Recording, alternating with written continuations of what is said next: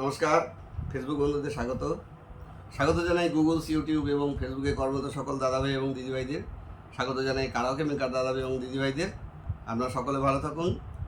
শুরু করছি হারিয়ে যাওয়া শিল্পীদের নিয়ে অনুষ্ঠান কথায় ও গানে তোমায় পড়েছে মনে। আজ যাকে খুব মনে পড়ছে তিনি কিংবদন্তি শিল্পী শ্রদ্ধেয় ডক্টর ভূপেন হাজারিকা। আজ ওনার ৯৯তম জন্মদিন, অর্থাৎ তিনি জন্মশতবর্ষের দোরগোড়ায় পৌঁছে গিয়েছেন। আর এই ৯৯তম জন্মদিনের শুভক্ষণে আমি একটি ওনারই নিজের লেখা এবং সুর করা একটি অসমীয়া ভাষায় গান আমি আপনাদের শোনাবার চেষ্টা করছি কারাওকে সহযোগে, কারাওকে সৌজন্যে সারগাম মিউজিক্যাল ট্রুপ। ওনাদের অনেক ধন্যবাদ।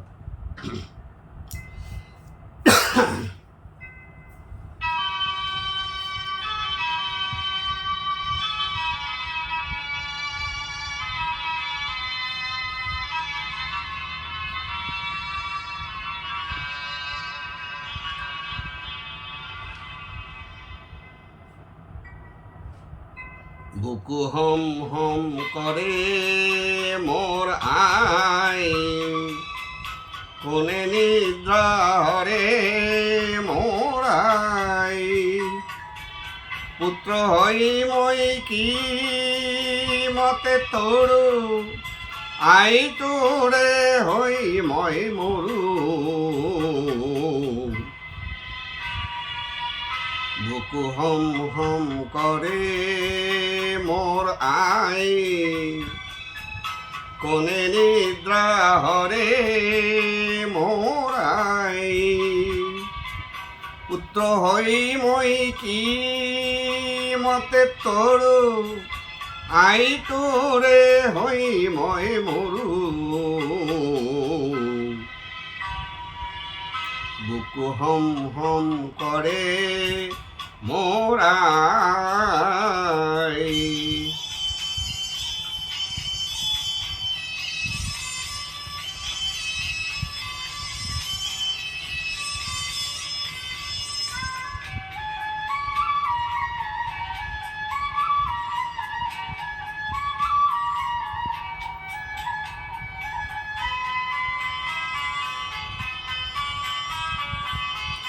দেখো রে চন্দ্রমা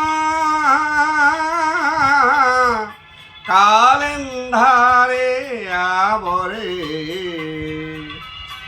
অগণি কালিকা দেহ রন্ধে রন্ধে সরে।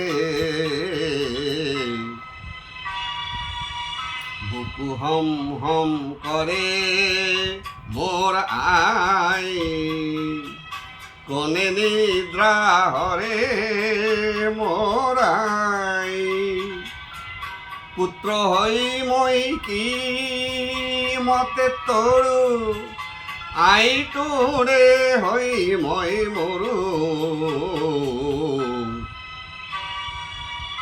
বুকু হম হম করে মোর আই।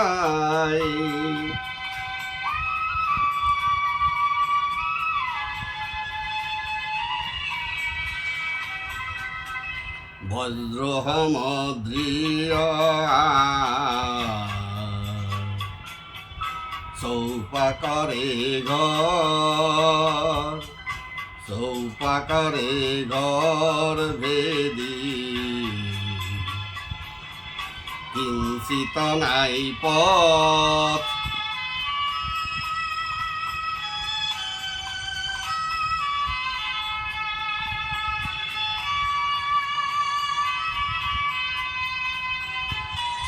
জাতি মহান্তনা আই মুক্তি প্রভাতে রে, আতিম থাপনা আই কোন একটি আগেরে। বুকু হম হম করে মোর আই, কোনে নিদ্রা হরে মোর আই, পুত্র হই মই কি মতে তরু আই তোরে হই ময়ে মরু বুকু হম হম করে মোরা।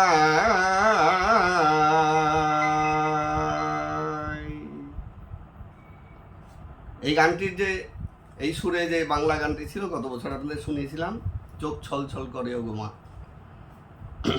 আর রুদালি ছবিতে এই গানটি হিন্দি ভার্সনে রয়েছে, দিল হুম হুম করে ঘাউড়ায়। আপনারা তো অনেক শুনেছেন এই গান, বিখ্যাত গান। যাই হোক, একটুখানি ভূপেনজির সম্পর্কে বলি, অনেকবার তো বলেছি, আবার নয় আর একটু বলি।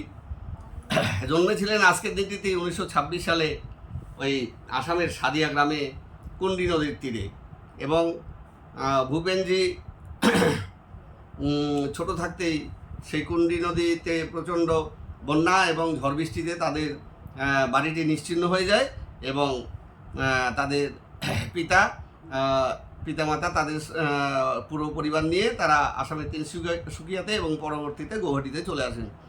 পিতার নাম নীলকান্ত হাজারিকা, মায়ের নাম শান্তিপ্রিয়া হাজারিকা। ভাই বোন ছিল 10 জন, আর তিনি ছিলেন বড়। তিনি একটু সংক্ষেপেই বলি, তিনি আসাম থেকে মোটামুটি ওই রাষ্ট্রবিজ্ঞানে MA করার পর তিনি 1950 সালের কাছাকাছি ওই নিউ ইয়র্কে চলে যান। নিউ ইয়র্কে গিয়ে সেখানকার কলম্বিয়া ইউনিভার্সিটিতে তিনি ভর্তি হন PhD করার জন্য, এবং তিনি 1952 সালে PhD কমপ্লিট করেন। ওই ইউনিভার্সিটিতেই কানাডার সুন্দরী মেয়ে প্রেমলতা প্যাটেলের সাথে তার সাক্ষাৎ হয় এবং প্রণয়, তারপরে তাদের মধ্যে বিয়েও হয়ে যায় এবং সেখানেই তাদের একমাত্র পুত্র তেজ হাজারিকার জন্ম হয়। এবং যেহেতু ওখানে তেজ জন্মেছিলেন সেই জন্য সেখানকার নাগরিকত্ব তারা পেয়ে যান। যাই হোক, পুত্র জন্মানোর পরপরই তারা এদেশে আবার চলে আসেন। এখানে এসে কিছুদিন বিশ্ববিদ্যালয়ের অধ্যাপনাও করেছিলেন ডক্টর হাজারিকা, এবং তিনি ছিলেন এক কিংবদন্তি শিল্পী, গায়ক, কবি, সুরকার এবং বিশিষ্ট সঙ্গীত ও চিত্র পরিচালক, এবং তিনি ভালো একজন চিত্রকরও ছিলেন, আবার খুব ভালো লিখতেন, তিনি রাইটারও ছিলেন। তিনি আসাম তথা ভারতের সাংস্কৃতিক অঙ্গনে এক বিশেষ স্থান অধিকার করেছিলেন।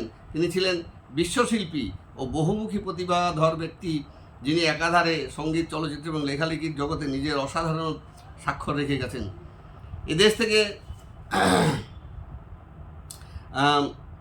তিনি পড়াশোনা কমপ্লিট হওয়ার পরে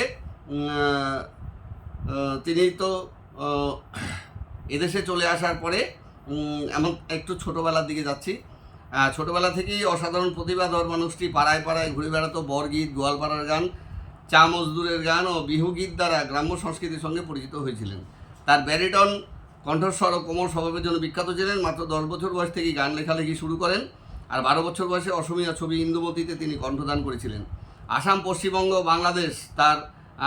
বাংলাদেশে তার জনপ্রিয়তা ছিল তুঙ্গে। তার গানগুলোতে মানবপ্রেম, প্রকৃতি, ভারতীয় সমাজবাদ ও জীবন ধর্মীয় বক্তব্য স্পষ্ট।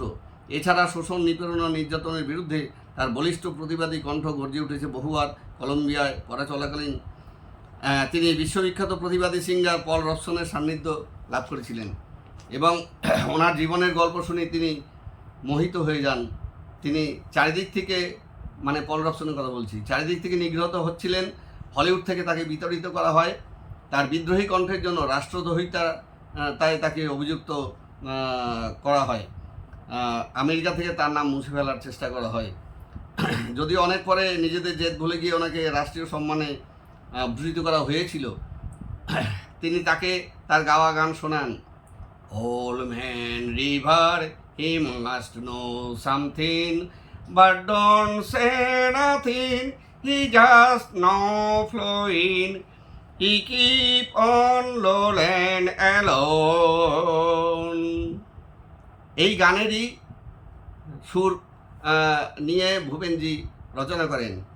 বিস্তীর্ণ দুপারের অসংখ্য মানুষের হাহাকার শুনেও, এই গান গত বছর আপনাদের শুনিয়েছি। যাই হোক, তিনি বিশ্ববিখ্যাত সঙ্গীতজ্ঞ পিট সিগারেরও অনুরক্ত ছিলেন। ভূপেনজি। মিসিসিপি নদীতে বন্যা বিধ্বস্ত এলাকা ঘুরে অসময় মানুষের আর্তচিৎকার তাকে খুব ব্যথিত করে তুলেছিল, আর তাই তো তিনি তার কণ্ঠে ধ্বনিত হয়েছিল তার কালজয়ী গান মানুষ মানুষের জন্যে, জীবন জীবনের জন্যে। আপনাদের গান শুনিয়েছি। ইউএসএ থেকে ফিরে তিনি কিছুদিন গৌহাটি বিশ্ববিদ্যালয়ে অধ্যাপনার কাজ করেন। দেশের সার্বিক পরিস্থিতির জন্য কিন্তু তার মন চঞ্চল হয়ে ওঠে, অর্থাৎ অধ্যাপনার কাজ তিনি বেশি দিন চালিয়ে যাননি। তিনি ওই কাজে ইস্তফা দিয়ে তিনি দেশ সেবার কাজে ব্রতী হন। প্রথমে ক্লাসিক্যাল গান উচ্চাঙ্গ নৃত্যের ওস্তাদ বিষ্ণুপ্রসাদ রাভার হাত ধরেই সঙ্গীত জীবনে পথ চলা শুরু করেন। এছাড়া মাধাই ওঝা, হেমাঙ্গ বিশ্বাসের সঙ্গে সারা আসাম ঘুরে ঘুরে দাঙ্গা বিরোধী গান গেয়ে দাঙ্গা থামিয়েছেন। এছাড়াও প্রগতিশীল সংস্কৃতি সেবী জ্যোতিপ্রকাশ আগরওয়াল, আব্বাসউদ্দিন, সলিল চৌধুরী, হেমন্ত মুখোপাধ্যায়, প্রতিমা বড়ুয়া প্রমুখদের সহযাত্রী ছিলেন তিনি বামপন্থী সংগঠন এআইপিটি এর সঙ্গে যুক্ত হন। এই সংগঠন ইংরেজ শাসনের বিরুদ্ধে গান, নাটক, পথনাটিকা প্রভৃতি করত, যার সক্রিয় সদস্য ছিলেন সলিলজি, হেমন্তজি, প্রতিমা বড়ুয়াজি সহ আরও অনেকে। পরে তিনি ওই সংগঠনের সেক্রেটারি পদেও নিযুক্ত হয়েছিলেন। ভারত স্বাধীন হওয়ার পর ওই সংগঠন ধীরে ধীরে বিলুপ্ত হয়ে যায়।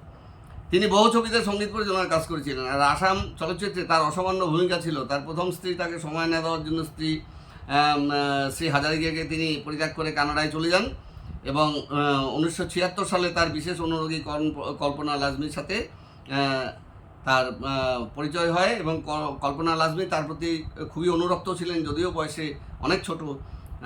তিনি ছিলেন একজন চিত্র পরিচালক এবং তিনি ভূপেনজিকে তার সংসার আবার গুছিয়ে দেন এবং তাদের মধ্যে বিবাহ বন্ধনেও তারা আবদ্ধ হন 1976 সালে। শ্রীমতী লাজমি ছিলেন বিখ্যাত ছবি রুদালির চিত্র পরিচালক এবং ভূপেনজি ছিলেন ওই ছবিরই সঙ্গীত পরিচালক, যেই বইটি পুরস্কারপ্রাপ্ত হয়েছিল। এছাড়া ভূপেনজি সঙ্গীত পরিচালনা করা চামেলি মেমসাহেব ছবিটিও পুরস্কারপ্রাপ্ত হয়েছিল। আমি পরবর্তীতে আর যাচ্ছি না। 85 বছর বয়সে ভূপেনজির দেহান্ত হয়েছিল। আমি ওনার এই জন্মদিনের শুভক্ষণে ওই বিবরণগুলো আপনাদের অনেকবার বলেছি, আমি আর বলতে চাচ্ছি না।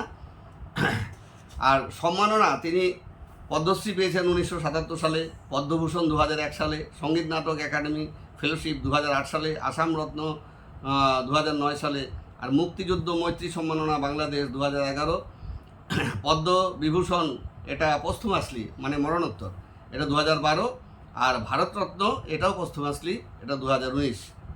এছাড়াও ছিল অগণিত বেসরকারি পুরস্কার। যাই হোক, তিনি কিছুকাল রাজনীতির সঙ্গে যুক্ত হয়েও তিনি আবার সেখান থেকে বেরিয়ে চলে এসেছিলেন। মুখ্যমন্ত্রিত্ব পেয়েও তিনি তা গ্রহণ করেননি, লোভী ছিলেন না। আর তার গাওয়া কিছু বিখ্যাত গানের 2-1টি গানের অবতারণা করছি, যেমন আপনাদের শুনিয়েছি এর আগে বিস্তীর্ণ দুপারের। তারপরে এই গানটি ইংলিশে ভার্সনে ওনার গান রয়েছে, অসাধারণ গিয়েছেন। We are in the same boat, brother. We are in the same boat, brother. নিজেরই কথা, নিজেরই সুর, ট্র্যাডিশনাল না, সুরটা ট্র্যাডিশনাল। আবার এইটারই কিন্তু বাংলা গান রয়েছে, আপনারা শুনেছেন, মোরা যাত্রী একই তরুণীর, এই গানটি। তারপরে নিজের কথাও সুরে তিনি লিখেছেন, আমি এক যাযাবর, আমি এক যাযাবর।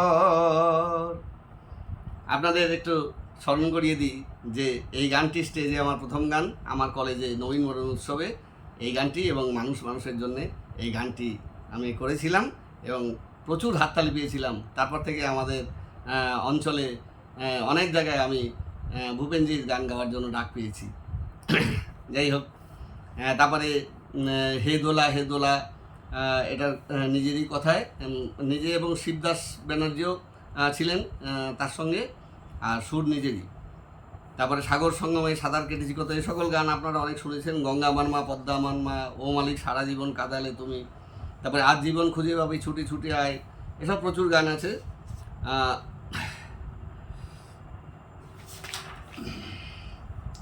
তারপরে অনেক গান, শীতের শিশির ভেজা রাতে, শিবদাস মুখোপাধ্যায়ের কথা, আর নিজেরই সুর, ডুব ডুব ডুব ডুব ডম্বরু, তারপরে প্রতিধ্বনি শুনি, এই গানগুলো তো বিখ্যাত গান, আপনারা অনেক শুনেছেন।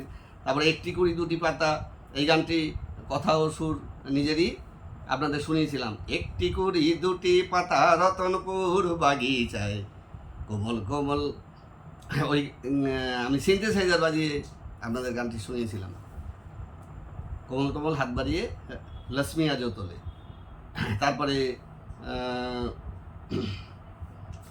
এই যে গানটি আমি একটু আগে গাইলাম, মানে প্রথম যে গানটি, এই গানটি ভুবেন জি কিন্তু এটা ইংলিশে ট্রান্সলেট করেছেন, এবং যেহেতু সময় খুব কম আপনাদের, সেজন্য বলি যে গানটি কিন্তু একটি দেশাত্মবোধক গান। এবং এখানে মা কিন্তু খুব ভয় পাচ্ছে সন্তানকে ছাড়তে, কারণ সন্তান তো ওই প্রতিকূলতার বিরুদ্ধে দেশকে এগিয়ে নিয়ে যাওয়ার জন্য বদ্ধপরিকর, এবং সে তার সেই শৃঙ্খল থেকে মাতাকে মুক্ত করতে চায়। মা বলতে এখানে কিন্তু ভারত মাতাকেই বলা হয়েছে। যাই হোক, এটাকেই কেন্দ্র করে এই গানটা রচিত হয়েছে, যে মা ভয় পাচ্ছে পুত্রকে ছাড়তে। পুত্র বলছে, মা আমি যদি মরেও যাই যুদ্ধক্ষেত্রে গিয়ে, আমি আবার তোমার কোলেই কিন্তু জন্ম নিয়ে ফিরে আসব। এই হচ্ছে এই গানের মানে সারমর্ম। শ্রদ্ধেয় শিল্পীকে আমি শতকোটি প্রণাম জানাই কবি সুরকার যন্ত্রসঙ্গীত শিল্পীদের। আপনারা ওনাদেরকে শ্রদ্ধা নিবেদন করুন। সকলে ভালো থাকুন। আজ আসি, আবার দেখা হবে। নমস্কার।